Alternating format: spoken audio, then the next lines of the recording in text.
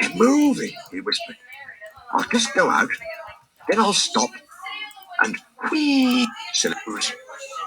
He cautiously tried first one piston, then the other. "They're moving, they're moving," he whispered.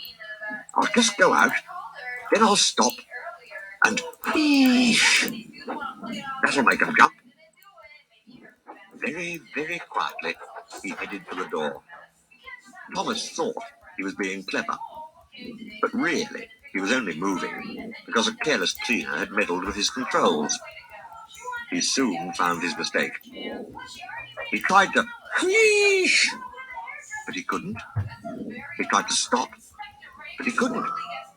He just kept rolling along. "The buffers will stop me," he thought hopefully. But that siding had no buffers.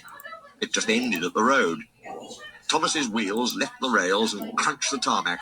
"Horrors!" he exclaimed, and shut his eyes. He didn't dare look at what was coming next. The station master's family were having breakfast. They were eating ham and eggs. There was a crash. The house rocked, broken glass tinkled, plaster peppered their plates. Thomas had collected a bush on his travels. He peered anxiously into the room through its leaves. He couldn't speak. The station master grimly strode out and shut off steam. His wife picked up her plate. "You miserable engine," she scolded. "Just look what you've done to our breakfast. Now I shall have to cook some more." She banged the door. More plaster fell. This time it fell on Thomas. Thomas felt depressed. The plaster was tickly. He wanted to sneeze, but he didn't dare in case the house fell on him. Nobody came for a long time. Everyone was much too busy. At last, workmen propped up the house with strong poles. They laid rails through the garden, and Donald and Douglas, puffing hard, managed to haul Thomas back to the yard. His funnel was bent.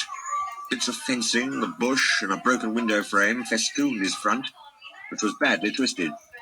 He looked comic. The twins laughed and left him.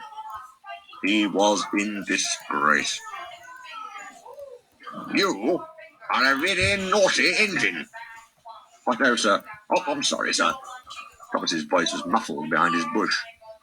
"You must go to the works and have your front end mended. It'll be a long job." "Yes, sir," faltered Thomas. "Meanwhile," said the Fat Controller, "a diesel rail car will do your work." A diesel, sir," Thomas spluttered. "Yes, Thomas. Diesels always stay in their sheds till they are wanted. Diesels never gallivant after breakfast in station masters' houses." The Fat Controller turned on his heel and sternly walked away.